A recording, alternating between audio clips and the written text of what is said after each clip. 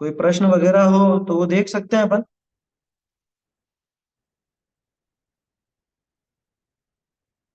बोलिए। पंडित जी, एक प्रश्न ऐसा है कि जैसे कि अपन ने पिछले जन्म में कोई बुरा काम किया, अब उसका अभी जैसे अपने परिवार के लोगों से ही अपन को कोई बुरा बोलना मिल रहा है, चालना मिल रहा है, या बुरा व्यवहार मिल रहा है, तो फिर मतलब अपन कहते हैं अपन कहते हैं कि अपन ने किया था इसलिए वो ऐसा कर रहे हैं, तो पर वो अपन निमित्त बने उनको खराब काम करने के देने के लिए क्या, और फिर उनको पाप नहीं लगेगा वो यदि खराब व्यवहार करेगी? तो वो समझ नहीं आता है किसको पुण्य लग रहा किसको पाप लग रहा। और उस काम अपन में को तो पुण्य अपन तो ने किसी किया तो को भी अपन को नहीं फल लग मिल रहा है। रहा। हाँ, देखो इसमें दो बातें हैं। आपके तो उस प्रकार के पाप का उदय, ठीक है ना। दूसरा, उस सामने वाले जीव के उस प्रकार की चारित्र मोहनी का उदय। समझ में आई बात? माने, जी आपने जैसे मान लो, मैंने पहले ऐसा कर्म बांधा कि उसके उदय में मुझे गालियां सुनने को मिलनी थी, ठीक है। जी तो अब मुझे तो गालियां मिलेगी, लेकिन किसके थ्रू मिलेगी? तो सामने वाले जीव के वैसे भाव भी तो होने चाहिए। उसके उस तरह की चारित्र मोहनी का उदय है। उसको क्रोध आएगा या मान आएगा, तो उस क्रोध और मान का वैसा उदय होगा, तो उसको वैसे भाव आएंगे और वैसी उसकी क्रिया होगी वो भला बुरा कहने की। तो उधर ऐसा संयोग बैठेगा कि मुझे तो गाली सुनने को मिलनी थी, तो मेरे तो वैसे पाप का उदय, और उसके वैसे चारित्र मोहनी का उदय।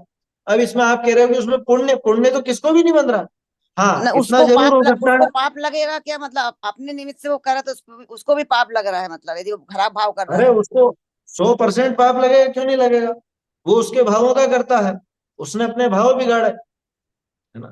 उसने तो अपन उसके निमित्त जो बने भाव उसके भाव खराब किए बिगाड़ने में, हैं। पंडित जी अपन निमित्त बन रहे हैं, अरे वो ऐसा नहीं निमित्त है। कुछ नहीं करता है। सुनिए, कुछ भी नहीं करता। निमित्त ने क्या किया बताओ? निमित्त का क्या दोष है? निमित्त वास्तव में करता है क्या जो निमित्त को दोष लगे? भगवान की मूर्ति निमित्त थी चोर के भाव बिगड़ने में। तो चोर का कोई कोई जिम्मेदारी नहीं, चोर की। सारा दोष भगवान की मूर्ति का है। ऐसा नहीं होता।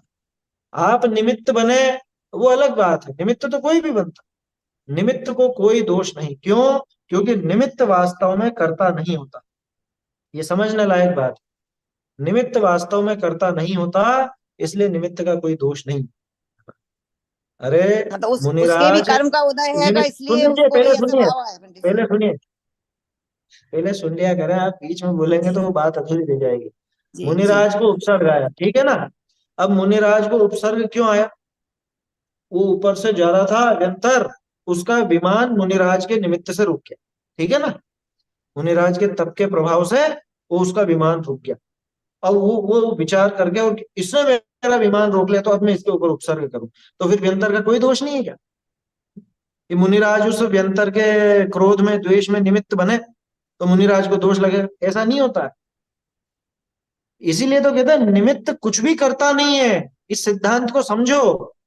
निमित्त सिर्फ ये बताता है कि बाहर में कौन सी वस्तु उसके अनुकूल थी, उस क्रिया के अनुकूल कौन सी वस्तु है, सिर्फ ये दिखाता है निमित्त। निमित्त का क्या दोष है उसमें? निमित्त तो अचेतन भी होता है। हम्म?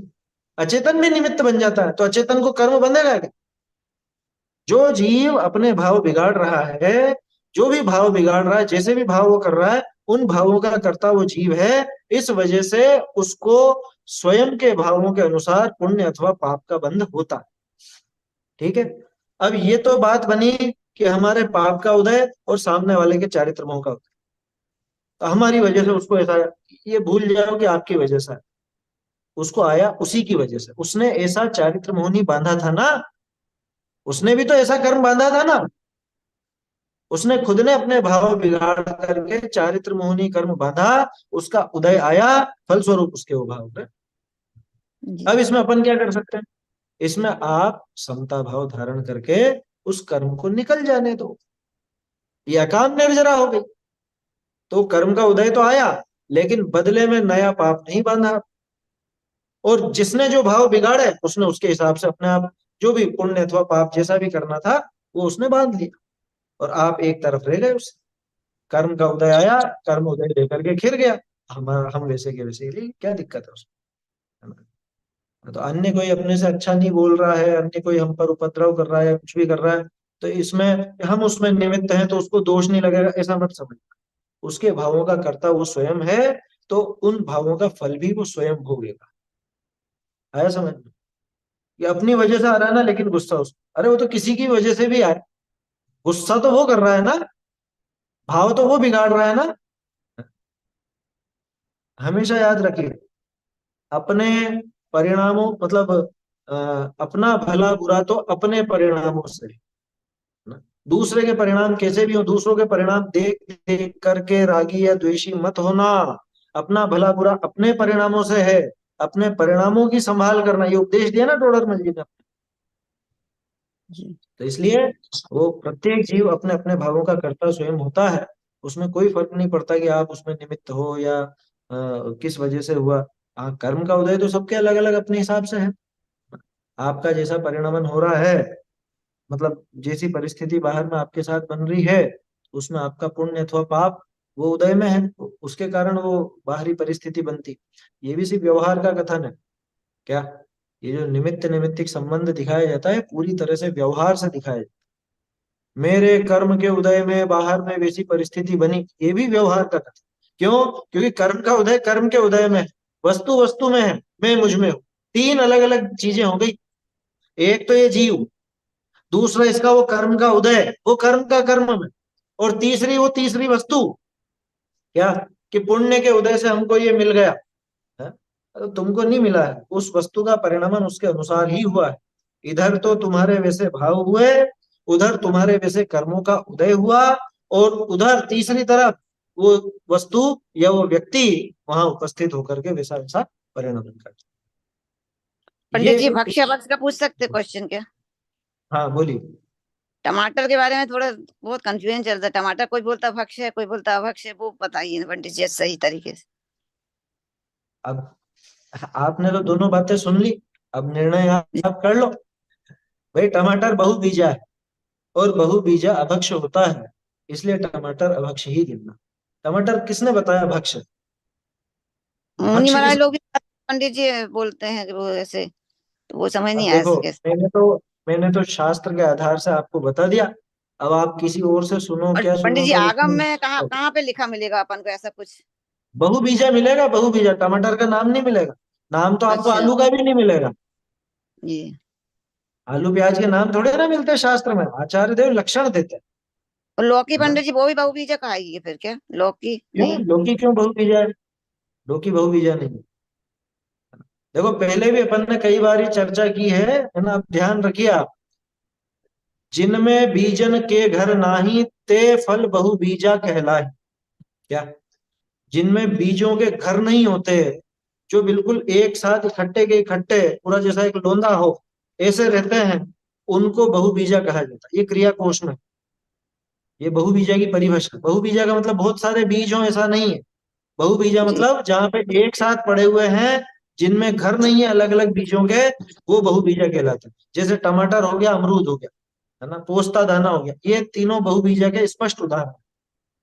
वो खरबूजा तरबूजा पंडित जी एक मिनट एक बार फिर से बता दीजिए। ये नहीं है बहुबीजा, इनमें सबके अलग अलग घर। नहीं, खरबूजा भक्ष्य है होता कि है अभक्ष्य इसमें, है ये? भक्ष है ना। खरबूजा खरबूजे तरबूजा में दोनों? क्या? हम्म। दोनों भक्ष्य हैं? खरबूजे में कोई दिक्कत नहीं है। खरबूजा में वो छिलके सहित है, सारे बीज अलग अलग छिलके में है, वो सारे बीज अलग अलग रहते हैं, है ना। तो उसमें तो कोई ऐसा अभक्ष जैसा है नहीं। तरबूज का नाम किन्हीं किन्हीं ग्रंथों में अभक्ष आता है, लेकिन उसका कारण समझ में नहीं आता। बहुबीजा तो वो नहीं, क्योंकि सारे बीज एक साथ नहीं है, हर एक बीज अलग अलग घर में है। तरबूज में भी, तरबूज में आप देखोगे हर एक बीज अलग अलग जगह पर है, एक साथ नहीं है। तो बहुबीजा वाला लक्षण नहीं बैठता, लेकिन तरबूज का नाम किसी ग्रंथ में स्पष्ट रूप से अभक्ष के रूप में है, कलिंदर। कलिंद्र फल, कलिंदी फल, ऐसा नाम आता है। कलिंदर बोलते हैं ना तरबूज को। जी, कलिंदा। हाँ, तो वो उसको किसी किसी ग्रंथ में अभक्ष में लिखा है, लेकिन उसका कारण नहीं दिया उन्होंने। जिस जगह जिन्होंने लिखा है, अ, वो जो ग्रंथ है वो थोड़ा प्रामाणिक नहीं है, लेकिन नाम आया है उसका, तरबूज का नाम आया है। इस वजह से मैं ये नहीं कह रहा हूँ कि वो भक्ष है। मैं ये भी नहीं कह रहा हूँ कि मतलब उसमें आप कौन सा लक्षण लगाओगे भक्ष का, क्योंकि मुझे खुद को वो चीज समझ में नहीं आई इसमें अभक्ष का कारण क्या है। अभक्ष बनने का कारण उसमें कुछ दिया नहीं, सीधे नाम ही दिया, ऐसा। ठीक है ना। तो बहुबीजा का स्पष्ट अर्थ है कि जिनमें बीजों के घर नहीं होते। जैसे अनार है, अब अनार में बहुत सारे बीज है लेकिन वो बहुबीजा नहीं कहलाता। क्यों? क्योंकि हर एक बीज एक एक अलग अलग खोल में है। हर एक का दाना अलग अलग है ना, एक एक दाने में एक एक बीज है। वो सारे बीज एक साथ इकट्ठे नहीं है। लौकी है, लौकी में भी बहुत सारे बीज है लेकिन सब बीज अलग अलग जगह पर। ऐसे ही आपका खीरा हो गया, गिलकी हो गई, जो भी सब्जियां हैं, इन सब में मिर्ची बीज पंडित जी, अलग अलग मिर्ची, घरों में होते हैं। मिर्ची का क्या, मिर्ची का, मिर्ची का अलग अलग घर है हाँ, अलग बीजों अलग का। है सब। आप देखो ना, वो तंतु अलग अलग जुड़े हुए हैं, टमाटर की तरह नहीं मिर्ची। तो ये चर्चा पहले भी हो गई थी, पहले भी ये प्रश्न रखा था आपने। इस पर अपन ने कई बार बहुबीजा के संबंध में चर्चा की है। ये स्पष्ट समझिए कि जिनमें बीजों के घर नहीं होते, बीजों के अलग घर नहीं होते, इकट्ठे बिल्कुल वो बीज। सीधा उदाहरण है, टमाटर और अमरूद देख लो ना, अब एक जैसी बनावट है बीजों की। तो बीज पूरे इकट्ठे, पिंड के पिंड ऐसे पड़े रहते हैं, गुच्छे के गुच्छा जिसमें बीजों का हो, वो बहुबीजा के, है ना। वो परिभाषा लगाइए, ऐसा है। मिर्ची के अलग है, मिर्ची में अंतर है, मिर्ची में हर एक बीज अलग अलग जगह पे चिपका हुआ होता है उसको, एक साथ नहीं होते। ऐसा है, तंतु से जुड़ा रहता है ना, या तो तंतु है या छिलके हैं, दो तरह से बीज होता है, ऐसा समझना चाहिए। ठीक है ना। ये बहुबीजा का ऐसा लक्षण है। चलिए आगे बढ़ते हैं अपन। कोई और प्रश्न वगैरह हो तो, नहीं तो अभी जो 2-4 दिन पहले एक लेख आया था उसके संबंध में अपने को बात करनी है ना। किसी का कोई प्रश्न हो तो ले लेते हैं पहले, नहीं तो फिर वो लेख देखेंगे फिर अपन।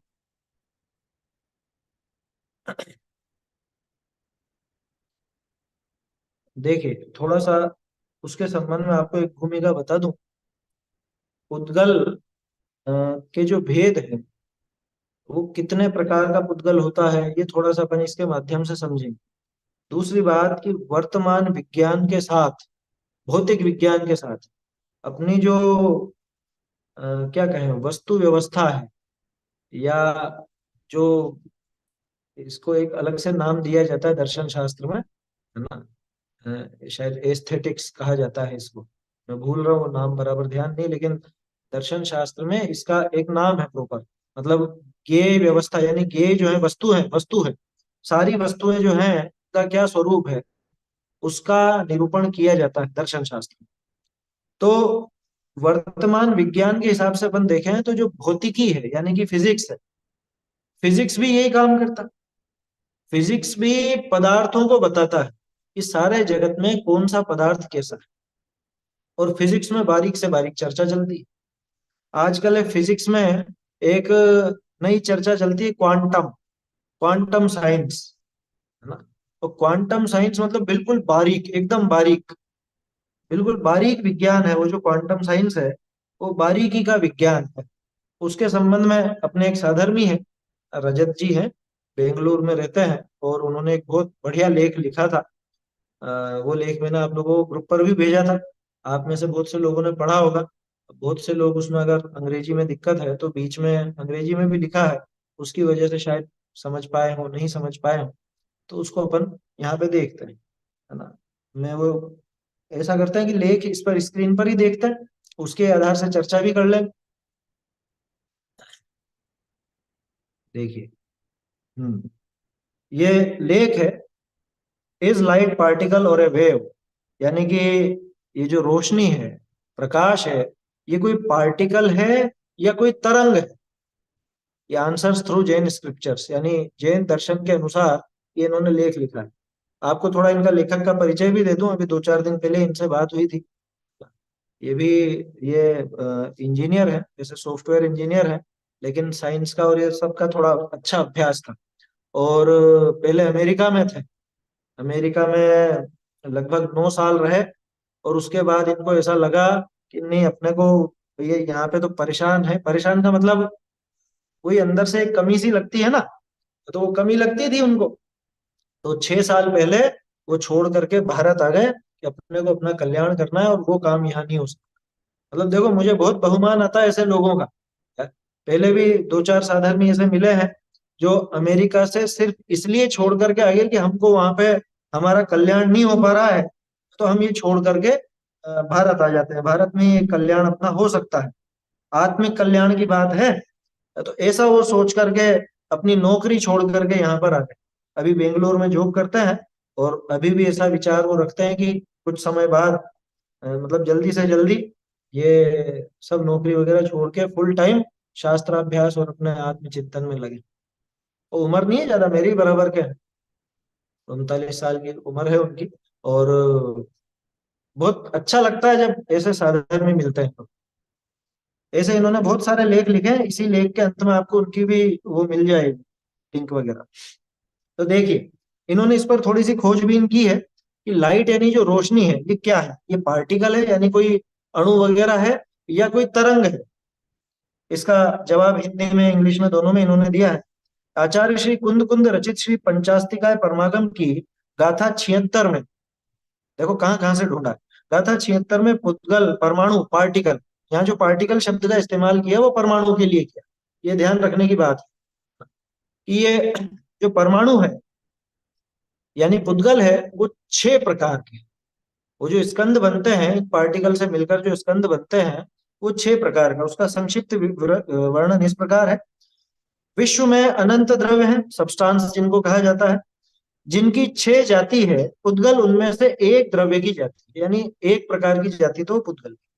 अब हमारा जो इंद्रिय ज्ञान, इसको इंग्लिश में कहते हैं सेंसरी नॉलेज, हमारे इंद्रिय ज्ञान में केवल पुद्गल पदार्थ ही ज्ञात होते हैं, जिसे आधुनिक विज्ञान, मॉडर्न साइंस, मैटर, एटम, सब एटॉमिक पार्टिकल्स इत्यादि की संज्ञा देता है। ये नाम आपको साइंस में पढ़ने को मिलेंगे। फिजिक्स जो पढ़ते हैं वो लोग ये सारी बातें समझ रहे हैं। मैंने इसीलिए कहा था जो युवा लोग हैं, और विशेष तौर पर पढ़ने वाले, कॉलेज जाने वाले, या जो पढ़ते हैं 11th 12th में, वो लोग अगर इस लेख को पढ़ेंगे तो बहुत अच्छा लगेगा।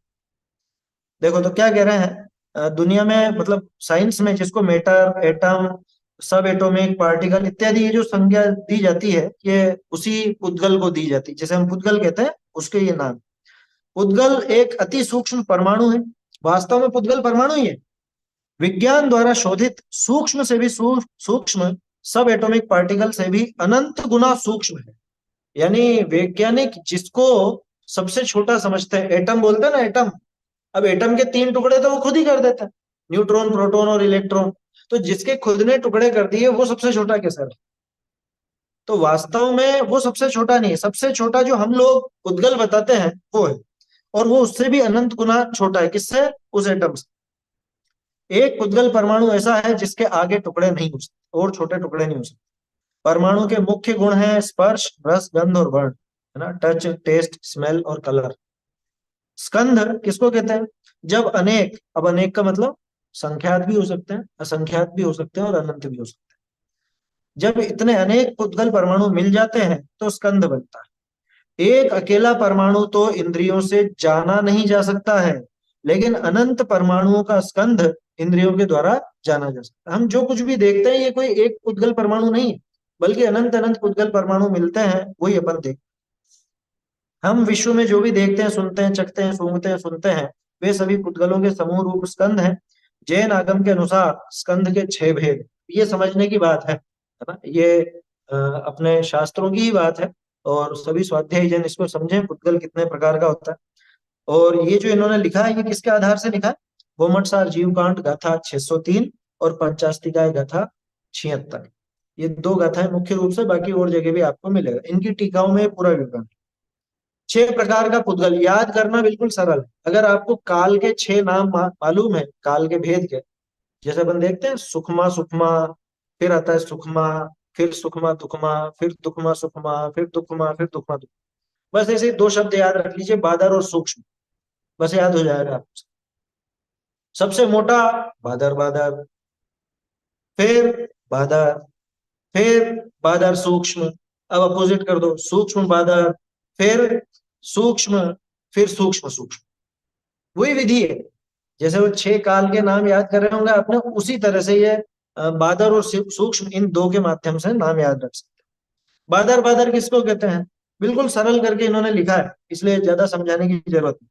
जिसका छेदन भेदन किया जा सके और एक स्थान से दूसरे स्थान पर ले जाया जा सके, जैसे पत्थर, ईंट, पहाड़, लकड़ी, इत्यादि पदार्थ, ये सभी इंद्रियों के द्वारा जाने जा सकते हैं। समझ में आ गया होगा? जिसको अपन इधर से उधर ले जा सकते हैं और जिसको छिन्न भिन्न कर सकते हैं। ये मूल शास्त्र में मतलब आचार्यों ने गाथा इसी तरह से लिखी। जिसे छिन्न भिन्न किया जा सकता, टुकड़े किए जा सकते, है ना, लोहा, लक्कड़, पत्थर इत्यादि टुकड़े हो सकते हैं, है ना, छोटे भी कर सकते हो, बड़े भी कर सकते हो। तो ऐसे वो टुकड़े जिनसे होते हैं उनको बोलते हैं बादर। बादर, ठीक है। दूसरा बादर सूक्ष्म, जिसका छेदन भेदन ना हो सके। एक सेकंड। बादर, बादर, बादर के बाद बादर, जिसका छेदन भेदन ना हो सके लेकिन एक स्थान से दूसरे स्थान पर ले जाया जा सके, जैसे दूध, तेल, पानी इत्यादि। आप इनको काट नहीं सकते, इनके टुकड़े नहीं कर सकते, लेकिन एक स्थान से दूसरे स्थान पर भर करके ले जा सकते। दूध हो गया, पानी हो गया, या और भी जो इस तरह के तरल पदार्थ हो गए, तो वो कहलाते हैं बादर। है समझ में? पहला हो गया बादर बादर, दूसरा हो गया बादर। ये दोनों ही चीजें अपने को हाथों से पकड़ में आती हैं, जीवान से पकड़ में आती है, गंध से, इनमें मतलब ये सारी चीजें पकड़ में आती है। अब थोड़ा सा और बारीक चलते हैं, है ना। बादर बादर सबसे भारी, मतलब सबसे बड़ा। फिर बादर उससे सूक्ष्म है। फिर उससे सूक्ष्म कौन है? कि बादर सूक्ष्म। अब ये कैसा है? जिसका छेदन भेदन न हो सके, न ही किसी और स्थान पर ले जाया जा सके, और जो मात्र चक्षु इंद्रिय द्वारा यानी आंखों के द्वारा ही पकड़ में है, जैसे सूर्य का प्रकाश, चंद्रमा का प्रकाश, छाया इत्यादि। वास्तव में प्रकाश का कोई भी भेद बादर सूक्ष्म है, क्योंकि वो केवल आंखों के द्वारा ही जानने में। माना अब आप उसको हाथ नहीं लगा सकते, आप उसको चख नहीं सकते, उसको सूंघ नहीं सकते, उसको सुन नहीं सकते, लेकिन आप उसे देख सकते हो। तो जिसे देखा जा सके लेकिन पकड़ा नहीं जा सके, इधर से उधर ले जाया नहीं जा सके, उसको कहते हैं अपन बादर सूक्ष्म। ठीक है। अब इससे और बारीक चले। सूक्ष्म बादर जो चक्षु के अलावा बाकी की चारों इंद्रियों के द्वारा जाना जा सके, जैसे आवाज, गंध, रस इत्यादि। ठंड महसूस होती है कि? ठंड महसूस करते हो लेकिन देख नहीं सकते, ठंड को आप देख नहीं सकते, तो ये उससे भी बारीक, ये कहलाएगा सूक्ष्म बादल। ऐसे ही कोई गंध है, गंध को आप देख नहीं सकते लेकिन सूंघ सकते। रस है, रसगुल्ला है, गुलाब जामुन है, गुड़ है, शक्कर है, कोई भी है, जीवान से उसका रस आप चख सकते हो लेकिन रस देख नहीं सकते। समझ में आ रही बात? ऐसा है।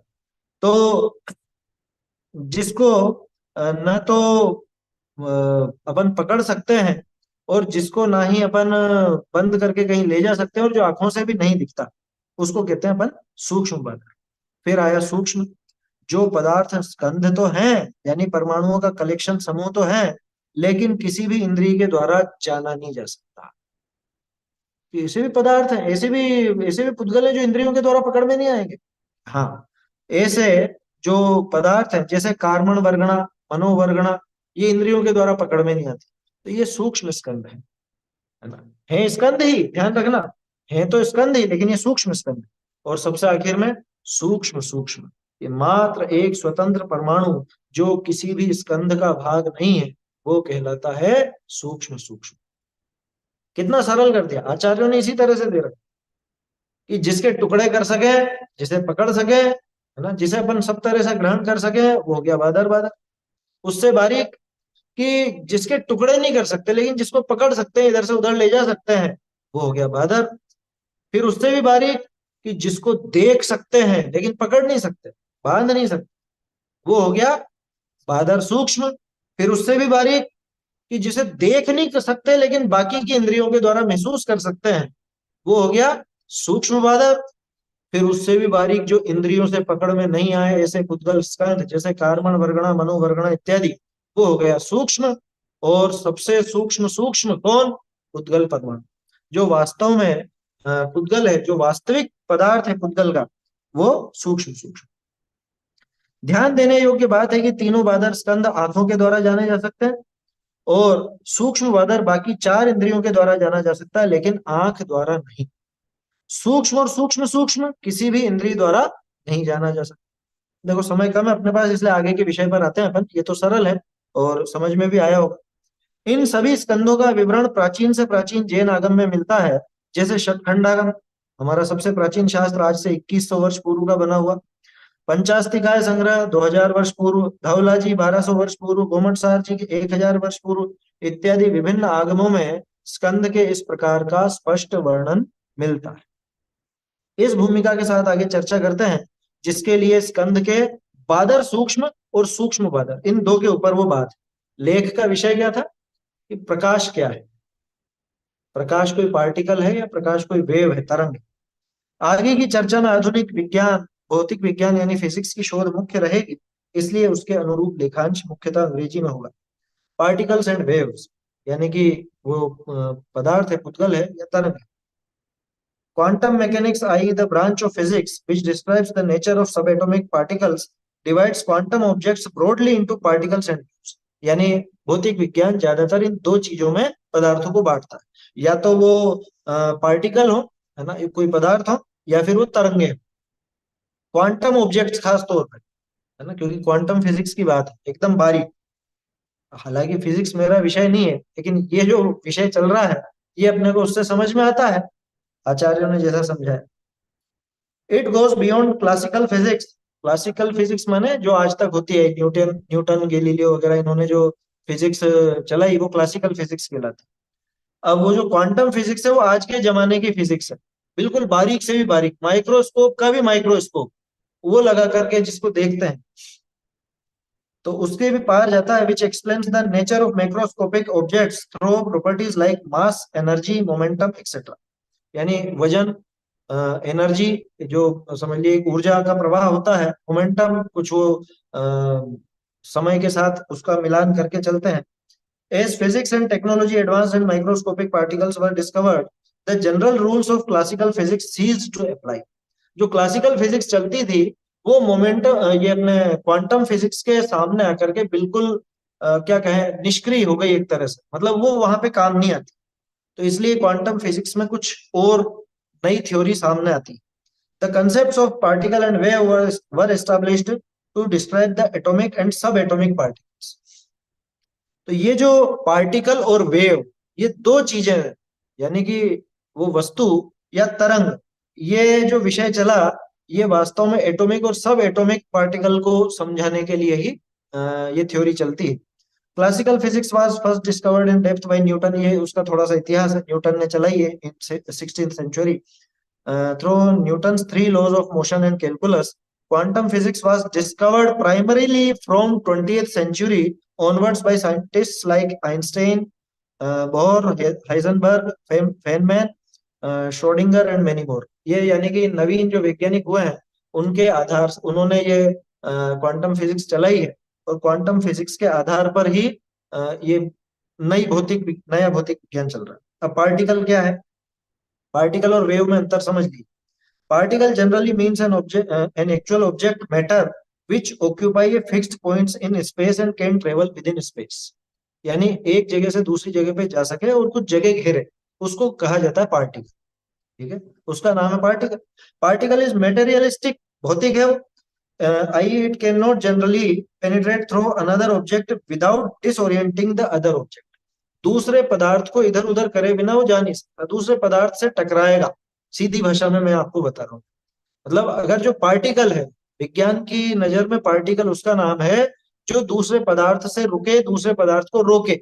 ये अपन ने अपनी भाषा मिला दी या, जो एक पदार्थ दूसरे पदार्थ को रोकता हो, जगह घेरता हो, एक स्थान से दूसरे स्थान पर जाता हो, उसको विज्ञान कहता है पार्टिकल। अब वेव क्या चीज है, नहीं बादर और सूक्ष्म वाली बात इसमें नहीं है। हाँ बादर अपन कह सकते हैं, बादर कह सकते हैं, सही कह रहा हो, एक से दूसरे को रोकता है।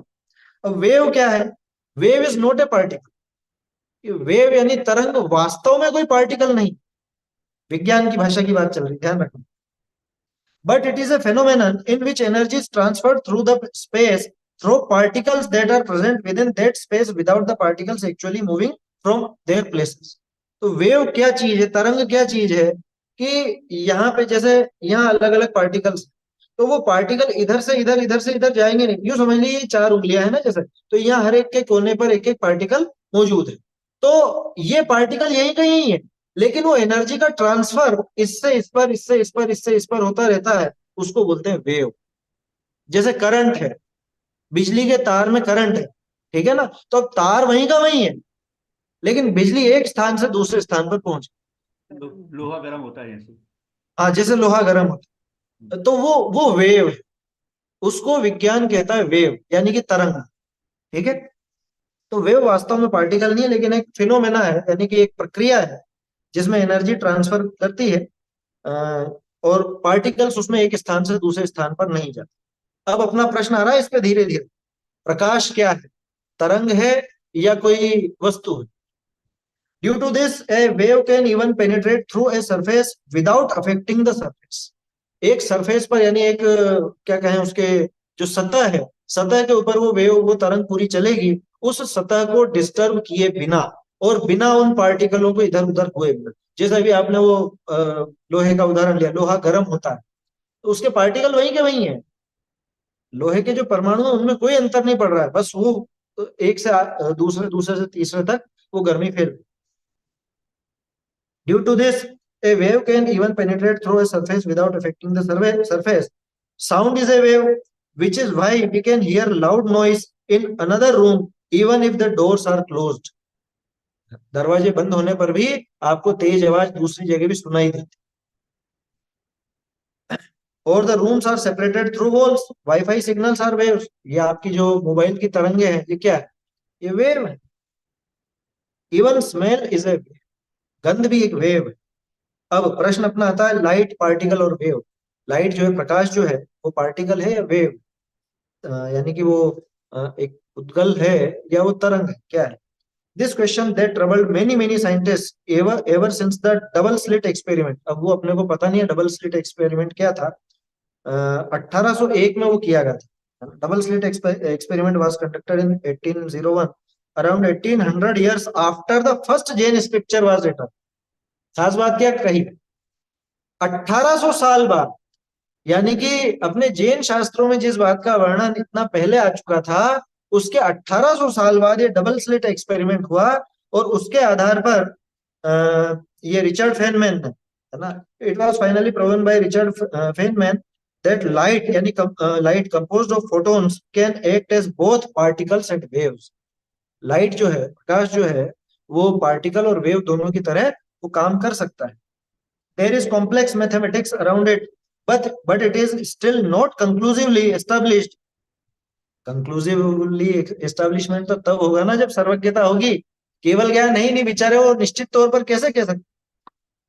On when the light acts as particles and when it acts as a wave, यानी कि वैज्ञानिक ये बराबर निष्कर्ष पर नहीं पहुंचे हैं कि वो प्रकाश जो है वो पदार्थ की तरह कब काम करेगा और तरंग की तरह कब काम करेगा। Particle and wave according to Jain scriptures. अब यहाँ पे देखिए, what is light and sound, प्रकाश और आवाज, ये दोनों चीजें क्या है? जैन स्क्रिप्चर से that every particle is independent from each other. वस्तु स्वतंत्र, एक एक अणु वो स्वतंत्र है, एक एक पार्टिकल भी दूसरे पार्टिकल से न्यारा है। Hence, it doesn't help in transferring energy from one point in space to other as mentioned in the wave theory. Wave वाली जो थ्योरी है, तरंग वाली, उसमें क्या होता है कि पास पास में जो मौजूद है पार्टिकल, वो एक से दूसरे, दूसरे से तीसरे, तीसरे में चौथे, ऐसे सब आगे बढ़ती जाती है। लेकिन वेव थ्योरी यहाँ पे लागू नहीं होती। जैन दर्शन इस वेव थ्योरी को नकारता है। क्या कह रहे हैं? Both light and sound are conclusively and 100% particles and not waves. अपने यहाँ पे ये कह रहे हैं कि प्रकाश और वो आवाज, ये कोई तरंग नहीं है, बल्कि ये पार्टिकल है। जैन दर्शन में सिद्ध। और वैज्ञानिक पहले जिसको वेव मानते थे, लेकिन बाद में वो कंफ्यूज हुए, वो डबल स्लिट एक्सपेरिमेंट के बाद उन्होंने ये सिद्ध किया कि ये कभी प्रकाश, मतलब ये जो प्रकाश है, ये कभी तरंग की तरह काम करता है और कभी ये उस पदार्थ की तरह काम। यानी वो धीरे धीरे उस थ्योरी पर आ तो रहे जो अपन ने 1800 साल पहले, उनके 1800 साल पहले अपने आचार्यों ने बताया। There skandha are of different forms, ये अपन कहते हैं। उनका जो स्कंद है, किसका? प्रकाश का और आवाज का। अभी अपन ने थोड़ी देर पहले देखा था ना, प्रकाश कौन सा स्कंद है? लगाइए, नियम लगाइए। आंखों से दिख रहा है लेकिन पकड़ नहीं सकते, यानी कि बादर सूक्ष्म। आंखों से दिख रहा है इसलिए बादर है, बाकी इंद्रियों से पकड़ नहीं सकते इसलिए सूक्ष्म। आवाज, आवाज आंखों से दिखती नहीं इसलिए सूक्ष्म है, लेकिन कानों के द्वारा सुनाई दी जाती है इसलिए वो सूक्ष्म बादल। ठीक है, तो दोनों अलग अलग तरह के पार्टिकल हैं, ये सिद्ध हुआ ना इससे, दोनों अलग अलग तरह के पार्टिकल हैं। How does light and sound travel? अब जैन आगम में प्रकाश और आवाज कैसे बहती है इसका स्पष्ट वर्णन है। पूरा लोक परमाणुओं से खचाखच भरा हुआ है। उद्गल परमाणुओं में वर्ण नाम का एक गुण है जो अनेक पर्यायों में बदलता है। ठीक है, प्रकाश के समय स्वतः परमाणुओं की निमित्त नैमित्तिक संबंध के तहत पर्याय बदलती है। उन्हीं पर्यायों की बदली हुई वर्ण वर्ण गुण की अवस्था को इंद्रियां जान लेती है। सूरज निकला है मीलों दूर, अरबों मील दूर सूरज है ना, अरबों खरबों मील दूर, और यहाँ पे प्रकाश होता है, तो वो प्रकाश वहां से यहाँ तक वो तरंग आई क्या? नहीं, यहाँ जो पुद्गल परमाणु है वो उस प्रकाश रूप स्वयं परिणमित हो गए। समझ में आ रही है बात? अभी तो सूरज नहीं है ना, लेकिन अभी भी यहाँ रोशनी। क्या हुआ कि अब इस बल्ब के निमित्त से, इस बल्ब के निमित्त से यहाँ के परमाणु उस प्रकाश रूप परिणमित हो गए। बहुत बढ़िया लेख है, ये काम का है। इसलिए तो ठीक, स्पेस में अंधेरा रहता है, इसलिए स्पेस में अंधेरा रहता है, क्या? इसलिए स्पेस में अंधेरा रहता है। अब देखो सूरज तो जबकि है ना वहां पे, हाँ, सूरज होने के बावजूद अंधेरा क्यों? तो इससे ये सिद्ध होता है कि वहां के परमाणु उस रूप परिणमन नहीं करते। रिफ्लेक्ट होता है यहाँ से। वो तो साइंस की थ्योरी है, रिफ्लेक्शन और बिना रिफ्लेक्शन की। रिफ्लेक्शन जो है उसको अपन निमित्त नैमित्तिक संबंध कहेंगे, हाँ, वो निमित्त नैमित्तिक संबंध है, उसके निमित्त से ये रिफ्लेक्ट हो रही है वस्तु। तो ये वस्तु खुद में वर्ण गुण वाली है या नहीं, ऐसा है। देखिए समय अपना ज्यादा हो गया है, बाकी लेख तो ये हिंदी में है तो आप समझ सकते हैं इसके नीचे का। प्रकाश के समय स्वतः परमाणुओं के निमित्त नैमित्तिक संबंध के तहत पर्याय बदलती है। उन्हीं पर्यायों की बदली हुई वर्ण गुण की अवस्था को इंद्रियां जान लेती। वास्तव में लाइट बहती नहीं है, माने तरंग नहीं है, उसी स्थान पर उन्हीं परमाणुओं की पर्याय अवस्था बदलती है जिनका ज्ञान जीव अपनी जगह पर ही रहकर कर लेता है। इसी तरह आवाज भी बहती है, जहां से आवाज उत्पन्न होती है वहां से जीव तक के परमाणुओं की अवस्था स्वतः ही बदलती है। मेरे ख्याल से यहाँ नहीं छूट गया, क्योंकि जैसे ऊपर कह रहा था लाइट बहती नहीं है, उसी तरह से आवाज भी बहती नहीं है, बल्कि उसके निमित्त से यहाँ पर ही वो अवस्था बदलती, और इन बदलती अवस्था का आवाज के रूप में जीव में ज्ञान हो जाता है। इसी का शास्त्रीय शब्द भाषा वर्ग। देखा जाए तो यही वेव लहर अर्थात एनर्जी ट्रांसफर है, और वास्तव में यह वेव नहीं, उसका आभास। क्या सिद्ध किया? विज्ञान जिसको वेव समझ रहा है और कहीं कहीं पर पार्टिकल समझ रहा है, लेकिन वास्तव में वो वेव नहीं है, वो तो उसका आभास है, क्योंकि एक परमाणु से दूसरे परमाणु के बीच में एनर्जी ट्रांसफर नहीं होती। सभी परमाणु स्वतः ही अपनी पर्याय बदलते हैं, जिससे वेव का आभास होता है। अब वो सब एक साथ एक जैसे पलटते हैं तो इसको ऐसा लगता है कि ये तरंग चल रही है। छोटा सा उदाहरण आसानी से समझ में आएगा। अब बहुत से लोग दिवाली आदि पर वो जो सीरीज लगाते हैं, क्या सीरीज लगाते हैं रोशनी की, एलईडी बल्ब की। अब वो बल्ब की जो सीरीज होती है वो लाइन से, ये बुझता है ये जलता है, ये बुझता है ये जलता है, ये बुझता है ये जलता है। इनको क्या लगता है ये धारा बह रही है, ये प्रकाश बह रहा है, बहे हुए कुछ भी नहीं रहा। तो लाइन से अपने अपने समय पर वो चमक रहे, और इसको ऐसा धारा का आभास होता है। तो प्रकाश और आवाज दोनों ही वास्तव में तो परमाणु ही हैं, जिसमें लहर का आभास प्रतिभासित होता है, वेव का आभास लगता है। इसलिए वास्तव में वो वेव नहीं, वो तो पार्टिकल है, यानी कि परमाणु है, उद्गल है, ऐसा समझना चाहिए। आगे कंक्लूजन है। अब वो समय अपना ज्यादा हो रहा है, बाकी समझ में आ जाएगा आप लोगों को। इसका सीधा तरीका है, आप लोग आपकी स्क्रीन पर इसको दबा करके ट्रांसलेट करेंगे तो वो हिंदी होकर के आ जाए। ऐसी कोई उसमें दिक्कत वाली बात नहीं है। समय ज्यादा हो गया इसलिए आगे मैं नहीं पढ़ पा रहा हूँ उसको, ठीक है ना। मूल बात जो थी लेख में वो सारी अपन ने पढ़ ली। बाकी कंक्लूजन यही निकल के आता है कि विज्ञान जो है वो पूरी तरह से परफेक्ट नहीं है, क्योंकि केवल ज्ञान नहीं। और जिनवाणी जो है वो परफेक्ट है। अब देखो 2000 साल पहले जो लिख गए थे, उसको 1800 साल बाद धीरे धीरे उस तरफ कदम बढ़ा रहे। क्वांटम फिजिक्स वाले, क्लासिकल फिजिक्स वाले तो वहां तक पहुंच भी नहीं पाए बेचारे। वो तो वहां तक पहुंची। क्वांटम फिजिक्स का जो जमाना है और क्वांटम कोर की बात चलती है, बिल्कुल अंदर तक की बात चलती है, तो वहाँ ये चीजें धीरे धीरे सिद्ध होती हैं। कहने का अर्थ ये है कि ये जो मेटाफिजिक्स कही जाती है, इसमें भी जैन दर्शन ही विजयी होता है। विज्ञान में भी जैन दर्शन के जितनी, मतलब जैन दर्शन से ज्यादा साम्य किसी और दर्शन में नहीं मिलेगा विज्ञान के साथ। तो पूर्ण वैज्ञानिक दर्शन, क्योंकि सबसे बड़ा विज्ञान केवल ज्ञान, वो जैन दर्शन में है ना। ये महिमा आनी चाहिए। लेख अपन ने इसलिए पढ़ा है ताकि आप लोगों को जैन दर्शन की, अपने आचार्यों के ज्ञान की महिमा भास। बाकी पूरा लेख आप पढ़िएगा, ट्रांसलेट हो जाता है आसानी से, गूगल पे भी ट्रांसलेट हो जाता है, तो वहां से आप देखिएगा। अभी समय ज्यादा हो गया है। अच्छा, भजन बोलना है आज इसको, बालक को, है ना, ये भजन सुनाएगा आपको। पिछली बार आवाज साफ नहीं आई थी। बोलो। यह पंडित ध्यानराज जी का वचन है। तुम चेतन हो, तुम चेतन हो, जिन विषय निसंग दुख पावे सो, जिन जिन विषय निसंग दुख पावे सो, क्यों तज देखना हो, क्यों तज देखना हो, तुम चेतन हो। नरक निगोत कषाय ब्रह्मावे, क्यों न सचेतन हो, क्यों न सचेतन हो, तुम चेतन हो। ध्यान आपको जानू, ध्यान आपको जानो, परसों है तनाव, परसों है तनाव, तुम चेतन हो, तुम चेतन हो। जय जय।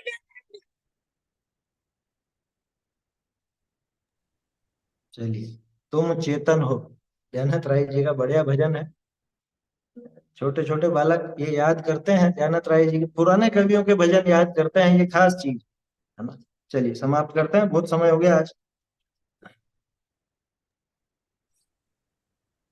निज चेतन निधि मुझ में बताई यह उपकार रे, जिन बाण माको वंदना शत बार है, वंदना शत बार। जिनमानी की जय हो, जिनमानी की जय हो, जिनमानी की जय।